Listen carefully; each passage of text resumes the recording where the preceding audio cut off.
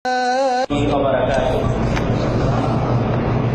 الحمد لله وحده والصلاة والسلام على من لا نبي بعده. أما بعد فأعوذ بالله من الشيطان الرجيم. بسم الله الرحمن الرحيم. وقل جاء الحق وزهق الباطل إن الباطل كان زهوقا.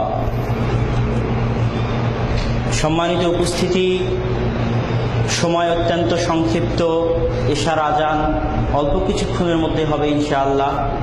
আমি অত্যন্ত সংক্ষিপ্ত সময়ের মধ্যে আপনাদের সামনে কিছু গুরুত্বপূর্ণ আলোচনা করার চেষ্টা করব ইনশাআল্লাহুল আজিজ। আজকে অত্যন্ত দুঃখ ভারাক্রান্ত হৃদয় নিয়ে আপনাদের সামনে দাঁড়িয়েছি। যখন মদিনা থেকে জেদ্দার উদ্দেশ্যে সফর করছিলাম, তখনই অনলাইনের মাধ্যমে জানতে পারলাম যে বাংলাদেশের একটি ঈদগাহে 12 তাকবীরের মাধ্যমে সালাত আদায় করার কারণে তাদের উপরে হামলা করা হয়েছে। আল্লাহু আকবার। গত এক সপ্তাহে এইরকম আরো কিছু খবর কানে এসেছে, যেখানে রাফুল ইয়াদাইন করার কারণে, বুকের উপর হাত বাঁধার কারণে মুসল্লিকে মেরে পিটে আহত করে দেওয়া হয়েছে। তাই আজকে অত্যন্ত দুঃখ ভারাক্রান্ত হৃদয় নিয়ে বলতে হচ্ছে। শুধু কয়েকটি কথা আমি বলতে চাই।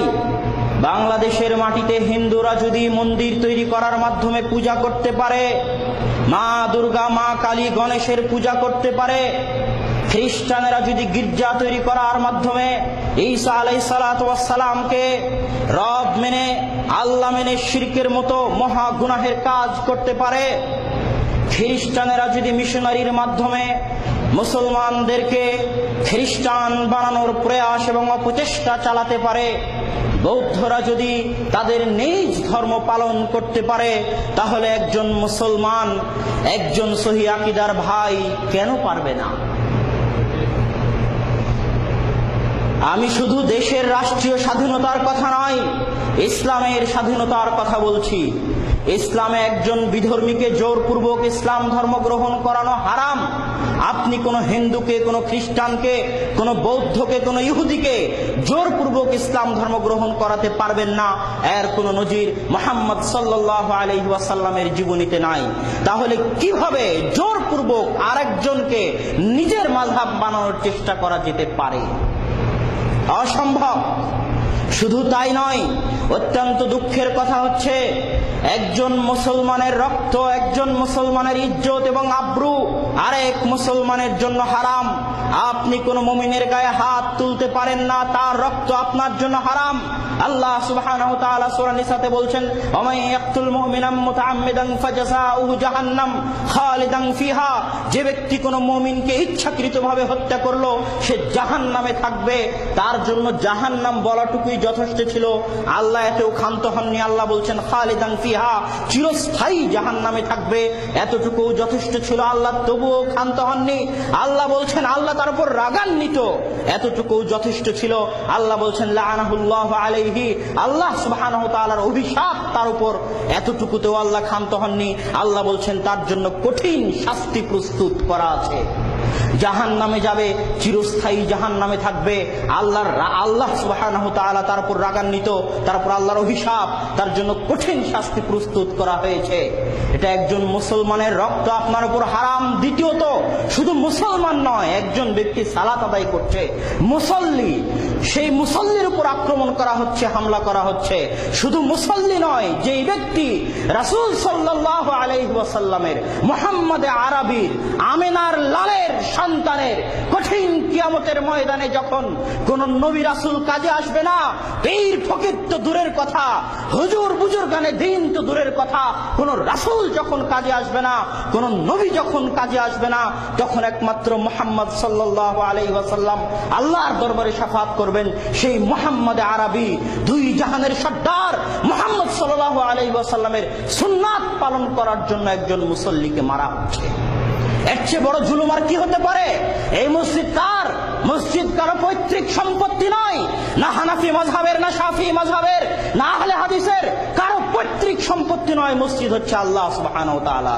আল্লাহ সুবহানাহু ওয়া তাআলা বলছেন, ওমান আযলামু মিম্মান মানাআ মাসাজিদাল্লাহি আন ইয়াযকুরা ফীহি ইসমু।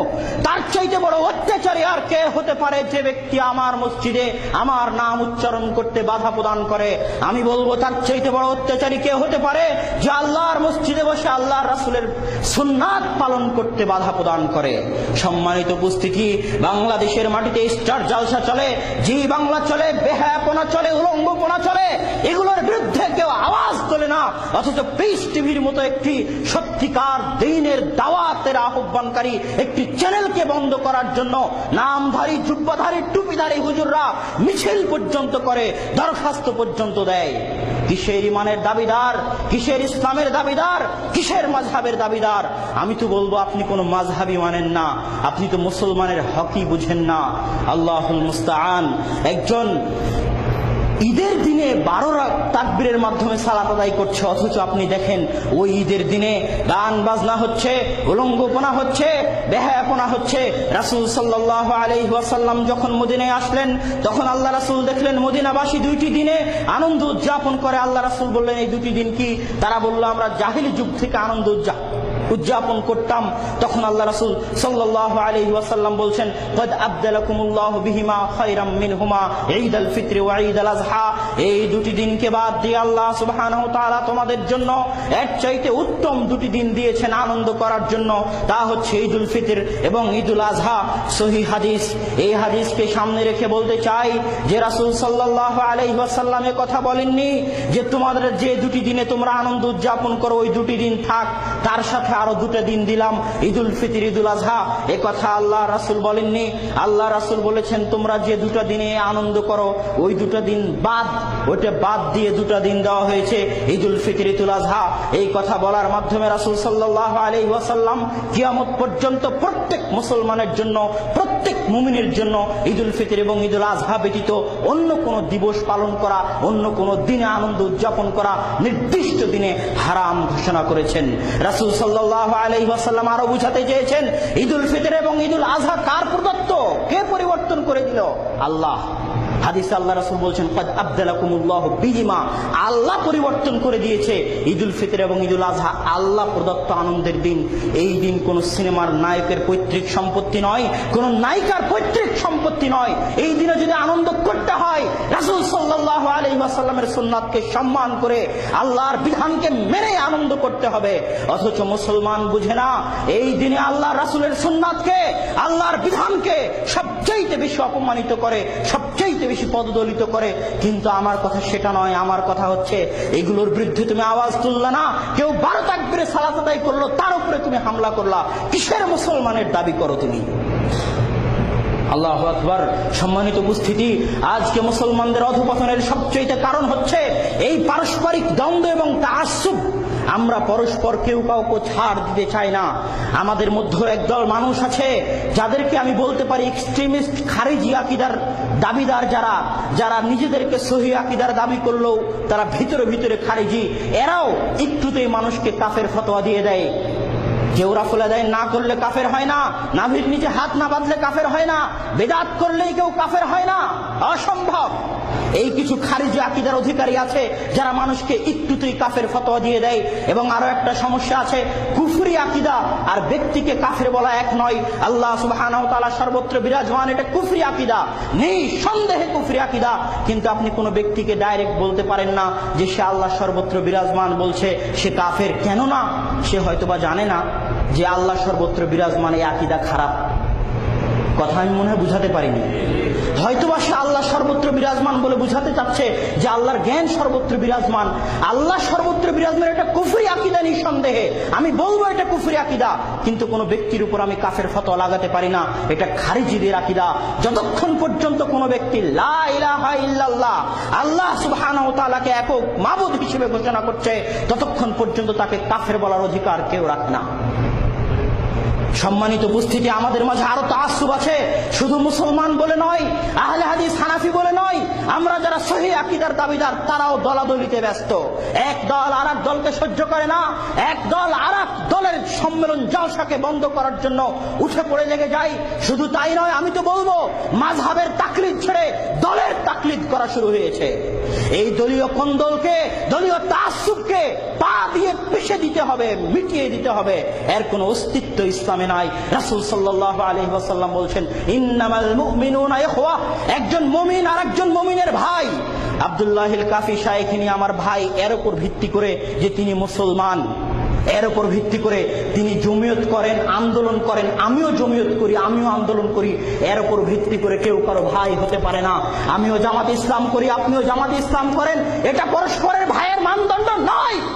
আপনি মুসলমান, আমিও মুসলমান, এটাই পরস্পরের ভাইয়ের ভ্রাতৃত্বের মানদণ্ড। সম্মানিত উপস্থিতি, আমাদের মাঝে বর্তমান যুগে সবচাইতে বড় ভ্রান্ত, ভয়ঙ্কর, ভয়াবহ আকীদা হচ্ছে আমরা মনে করি আমার দলের যে সে আমার ভাই, যে আমার দলের নয় সে আমার শত্রু। অসম্ভব। যে মুসলমান সে তোমার ভাই, যে মুসলমান নয় সে তোমার ভাই নয়। তুমি হিন্দু, বৌদ্ধ, খ্রিস্টানকে ভুলে গেছো।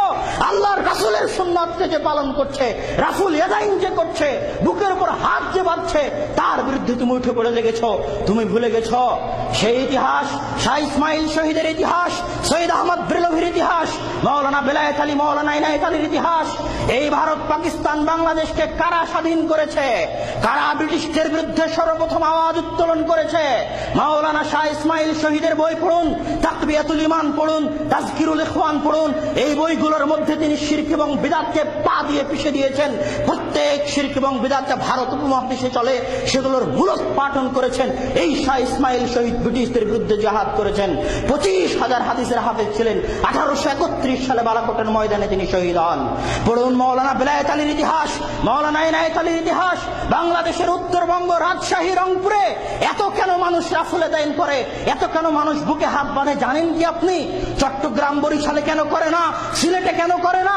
রাজশাহীতেই কেন করে? কেননা মাওলানা বেলায়েত আলীর ভাই মাওলানা ইনায়েত আলী ব্রিটিশ বিরোধী আন্দোলনের নেতা। রাজশাহীতে 12 বছর দিনের দাওয়াত দিয়েছিলেন। আমরা ইংরেজদের দালাল নই। এই দেশে আমরা ট্যাক্স দিয়ে থাকি, বাংলাদেশে আমরা ট্যাক্স দিয়ে খাই।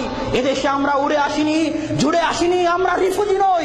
আমাদের অধিকার আছে, প্রত্যেক মুসলমানের অধিকার আছে, বাংলাদেশের প্রত্যেক নাগরিকের অধিকার আছে নিজ নিজ বিধান অনুযায়ী জীবন যাপন করার এবং পালন করার। আপনি কে হন আমাকে বাধা প্রদান করার? সম্মানিত উপস্থিতি, আমি উভয় দলের প্রতি অনুরোধ করতে চাই, আমরা মুসলমান। এই দেশটাকে পাকিস্তান বানায়েন না। পাকিস্তানে যেমন এক দল আর এক দলের বিরুদ্ধে হুজুরকে যদি পিছন থেকে গুলি দিয়ে সাপোর্ট না দেওয়া হয়, তাহলে পাকিস্তানে বক্তব্য দেওয়া যায় না। মাওলানা ইহসান ইলাহি জাহির রাহিমাহুল্লাহকে শিয়ারা বম মেরে হত্যা করে দিয়েছে। এরকম বহু ইতিহাস আছে পাকিস্তানের। বাংলাদেশকে পাকিস্তান বানায়েন না। আপনাকে আহলান সাহলান, আসেন সৌদি আরবে। আপনার যদি ভালো মনে হয় যে নাভির নিচে হাত বাঁধাই ঠিক, রাফুল আদায় না করাই ঠিক, করেন আপনি আহলে হাদিস মসজিদে। কোনো প্রমাণ আছে আমরা আপনাদেরকে বাধা দিয়েছি? কোনো প্রমাণ নাই।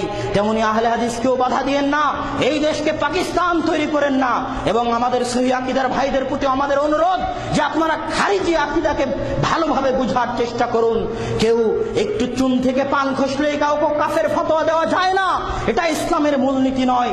আমরা আল্লাহ সুবহানাহু তাআলার নিকটে আমি বক্তব্যের শেষাংশে এসে এই দোয়াই করব যে আল্লাহ সুবহানাহু তাআলা যেন আমাদেরকে সঠিক ইসলাম এবং সঠিক দ্বীন বোঝার তৌফিক দান করেন এবং পরস্পরের ভ্রাতৃত্ব বজায় রেখে দ্বীনের দাওয়াত দিয়ে যাওয়ার তৌফিক দান করেন। দলাদলি, কন্দল এবং মাযহাবীয় কন্দলকে পিষে যেন পবিত্র কোরআন এবং সহিহ হাদিসের দাওয়াত নিয়ে বাংলাদেশের এই উত্তর থেকে দক্ষিণ, পূর্ব থেকে পশ্চিমে যেন কোরআন এবং হাদিসের দাওয়াত নিয়ে যাওয়ার তৌফিক দান করেন। আল্লাহ সুবহানাহু ওয়া তাআলা আমাদেরকে সেই তৌফিক দান করুক। আল্লাহুম্মা আমিন। এই বলে আমি আমার সংক্ষিপ্ত আলোচনা শেষ করছি। ওয়া আখিরু দাওয়ানা আনিল হামদুলিল্লাহি রাব্বিল আলামিন। আসসালামু আলাইকুম ওয়া রাহমাতুল্লাহি ওয়া বারাকাতুহু।